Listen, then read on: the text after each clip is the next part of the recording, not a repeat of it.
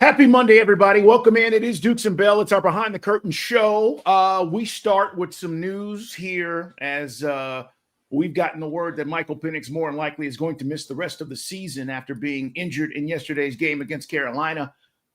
Before we get to anything else, I just want to kind of start there because the season is shit. We know that. But this makes it even worse when you start talking about the potential future of where this franchise goes and what the outlook is. So, first of all, wishing Michael Penix the best. We love the kid. We think he's a quality young man. And this just sucks from his standpoint. Forget about the season and what's been lost. Mike, where do you go, man, from here? And I'm not talking about the rest of the year. What's your outlook on this quarterback situation now? And does this force us to maybe look at a quarterback in the draft? Yeah, this is going to be probably a decision for a new general manager and a head coach. I can't see any way that Terry Fontenot and Raheem Morris survived this. You're 3-7. It's 8 years without the playoffs, 5 years for this regime without the playoffs. And, all the things that were out there, before the draft 2 years ago about Michael Penix Jr., unfortunately, Carl, are happening right now. The durability question, is he an elite quarterback? And I think we've seen enough of Raheem Morris and his coaching staff. It's like he gets a pass now that all of a sudden Raheem Morris doesn't have Michael Penix Jr. And all the folks who felt Kirk Cousins, what a brilliant idea. We'll have this redundancy at quarterback. We don't have anything at quarterback. Kirk Cousins really can't do anything. He's washed. The high watermark, Carl, was that last game against Tampa last year. So, yeah, it's just so frustrating. I mean, you're evaluating what you've got, but you've got I would think you've got a lame duck head coach and certainly a lame duck general manager. And now this is more about people who are going to come in and may look and say, guys, I don't care what you leverage to get these guys. I don't care what you leverage to do. Oh, yeah. This isn't my quarterback. I can't work with that guy. Sorry, you don't have a first-round pick. I like Pierce. There's some good things on defense, but this thing needs an overhaul. Yeah, I do agree with the decision assessment. And it may not be the guys that are currently in play. The way things are looking, it probably shouldn't be. Day and what do you guys think? And we're just talking about the Michael Penix injury again. If you are not familiar, he suffered a potentially season-ending knee injury during the loss yesterday to the Panthers. He's seeking a second opinion. We're going to spend a lot of time on this today on the show starting at 2. Obviously, it's a Falcon Monday, guys, and we got a lot to get to. But what are you guys thinking about this Penix situation? Day? The Penix situation is unfortunately very frustrating because it was already the fact that we were, kind of getting our minds wrapped around dealing with the fact that the Falcons lost 5 in a row. Now you're looking at the situation where now it's obviously Michael Penix won't be playing next week. Kirk Cousins did not look great yesterday. I can't say he did anything that wowed me, that made me feel good. And so now I have to personally have to start to wrap my head around the fact that we're looking at a team that may not win any more games the rest of this year. If we're honest. And I'm not trying to be. I'm not trying to be a jerk about it. Los Angeles. Yeah, I'm not trying to be a jerk about it. But it's tough, man. And I feel, to your point, want to wish Michael Penix Jr. nothing but the best. We've had him on with you guys. Great kid. But unfortunately, a second time around dealing with a potential surgery, if that is indeed the case on the knees, you're talking about a sport in where you have to have, you got to be at a high level. And leg, knee, and those type of injuries at this level are so detrimental, man. And for him to have to go through this again, if that is going to be the case, I just wonder about the kid's future in general, whether it's with this Falcons team, another franchise. I just wonder what it means for him. But for us as a whole, I just really feel like we are, if we thought things couldn't get worse, they just got worse. Yeah, and real quick, we don't know the extent of the injury, but you still have to include recovery. So we're about to be in December. When we get to OTAs, is he available? When we get back to all of the things that lead up to a season with a new coordinator, is he available? Right. Those are the things we don't know right now. And so we don't want to jump the gun, but Day, I feel you. Oh, where are you at? And then we got to talk about what happened yesterday. Where are you at on this, man? To your point about his recovery and all that time right there, to be honest with you, Penix has 14, 15 games he started this in his career right now. Yeah. We have no idea what he is. The development has not gotten to a point where you can definitely look at him like, say, Drake May and go like, oh, this is where this guy is right now. He's playing at an MVP level. This is where he potentially could be. This is where Michael Penix is right now. I don't know if it's up or if it's down for him for the rest of his career. And knee injuries like that are going to stunt his development, stunt his growth, especially in an offseason coming up that if he had played this full season was going to be very, very important for him in terms of where he was going to be, his stratosphere, if you will. Also, to Mike's point, talking about bringing in a new front office and bringing in a head coach. If I'm a head coach and the Atlanta job is open, if I'm a GM and the Atlanta job is open, there's no first-round pick next year. Right. It's gone. They have one quarterback who does not want to be here right now as being thrusted back into the starting quarterback position, but again, might not be here next year. The guy who they thought was going to be the long-term guy now has a knee injury and a knee where bone bruise and 2 ACL tears. Right. So how appealing is this job? Is this front office? Is this team building going to be when the starting quarterback is going to be gone? There's no first-round pick. And the backup quarterback wants to be out of here. Like, if I'm a head coach or a GM and I see that job, like, what's the level of appeal it is right to be in Atlanta? Like, what you got to give me you got to give me a 10-year window. There you go. If I'm a head coach, you got to put it in writing. I need 10 years to fix this garbage that you guys have right now. But the thing is, the NFL, one thing about the NFL is, and we've seen it in this division, you can't go from worst to first. You come in here, you got Bijan Robinson, you got Drake London. Okay, the rest of the receiver core is absolute trash, and Darnell Mooney is a bust. And by the way, I mean, there's so many places to go with yesterday's game, Carl. Kyle Pitts turned in another one of his quiet quitting performances, including Darnell Mooney is nothing. A drop in overtime. But you still got Bijan, you got Drake, you got some really good young fire breathers on defense. You got some nice pieces on the secondary. I mean, it's not like the cupboard's bare, but yeah, you need a lot of stuff. And you're right, the big evaluation on Penix, he needed a veteran OC. Like, that water's under the bridge. Zach Robinson is not the guy.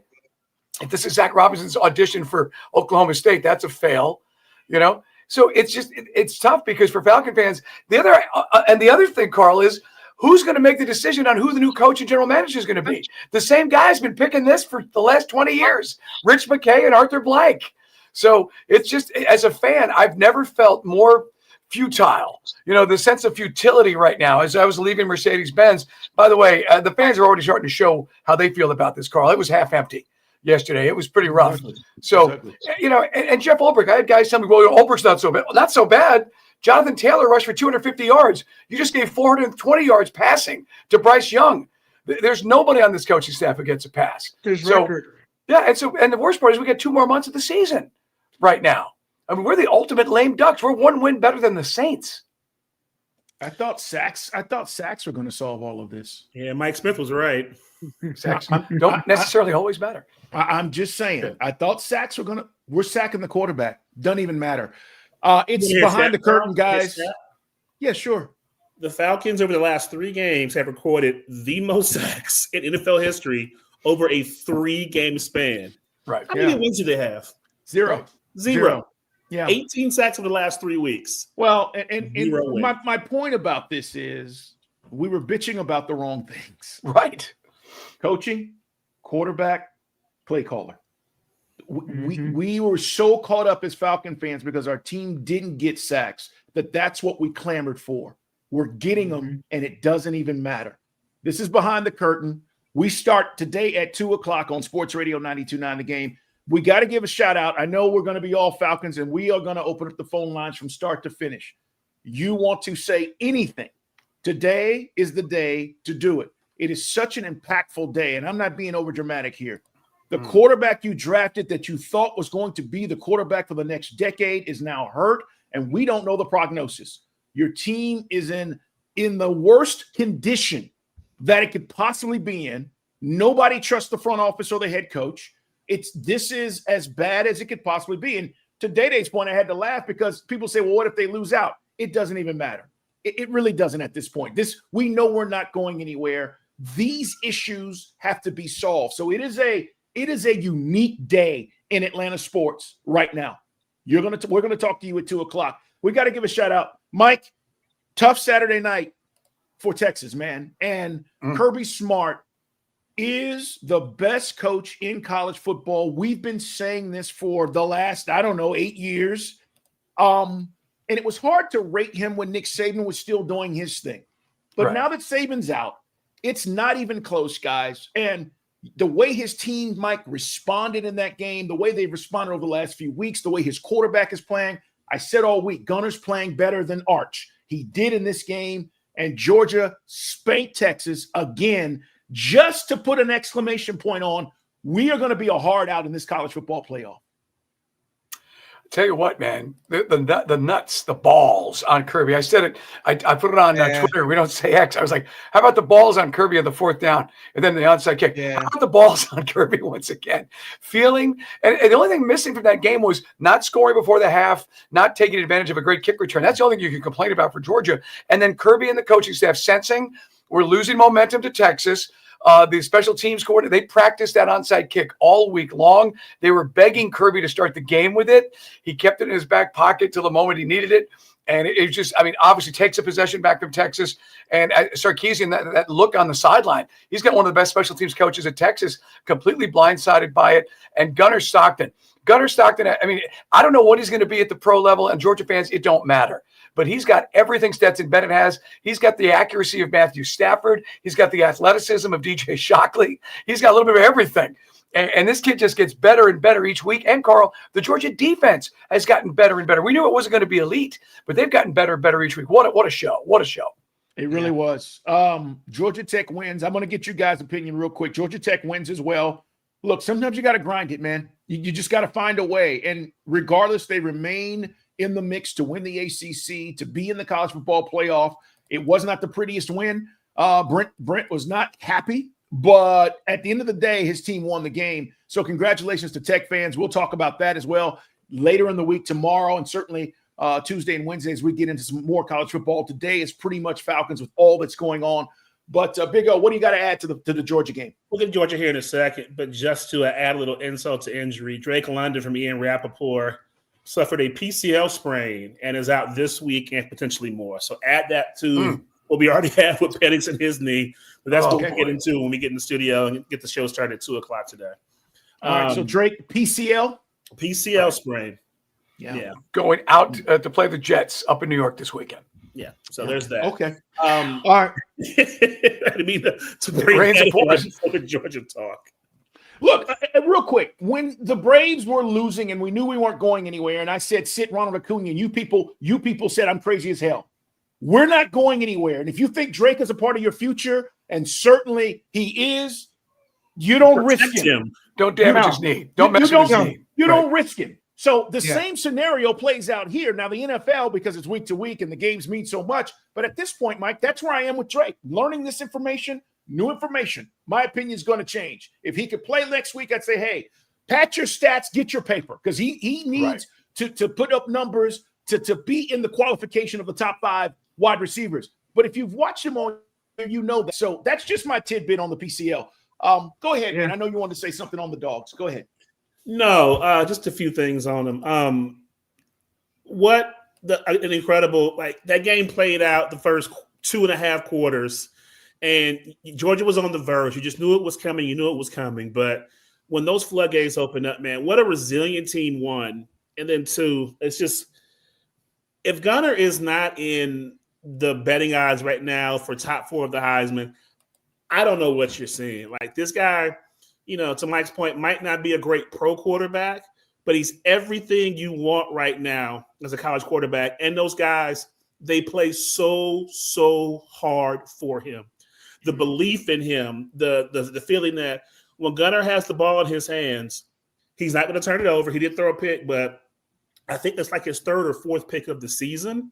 So he's not going to turn the football over. He's going to put you in the right play, the right position. And then, too, just watching them go out there and just run ragged. Like, that Texas defense, I think they were averaging something like 78 yards rushing, giving up a game. That's how stout they were. And Georgia ran over 100 yards for the team against that Texas defense, too. And then the guts on Kirby, like we heard Sark in the comments afterwards say, Sark, like, we knew something was coming at some point. We didn't know if it was a fake punt. We didn't know if it was an onside kick, but we knew at some point Kirby was going to try to steal the possession. And just how well they executed. The execution on that onside was precise. It was immaculate. Like, just for Peyton to kick the way he did and Cash to get that ball too. Like, it's just everything that could have gone well for Georgia that last quarter and a half of that game did. And it was funny too, when they were doing the post-game interview with Kirby. They asked him about the pass rush. He's like, yeah, about time it showed up, huh? So maybe this is a springboard going forward to where we'll see these guys. And it wasn't like it was crazy. They brought some blitzes and whatnot, but it was those guys up front. Those 5 dudes up front that were coming that brought pressure, consistent pressure the whole game. And once Arch got a little bit comfortable, Georgia turned that heat right back up and made him uncomfortable. And you saw what happened the rest of that ball game too. So no doubt.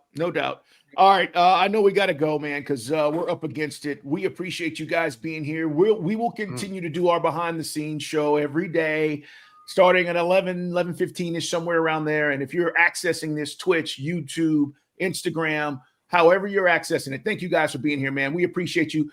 Make sure you join the show today. So much more info and us discussing where this is and where it's going to go. So we'll be on starting at 2 today. We'll tell you more about where we're going to be. We will be at Flowery Branch. It's going to be interesting to hear what the hell's going on Wednesday once we get more of the diagnosis of these injuries, and we'll have that by the time we get up there on Wednesday. So 2 o'clock today, man, Monday, we'll be there, guys. Hope you are as well on 92.9 The Game. Thanks for being here.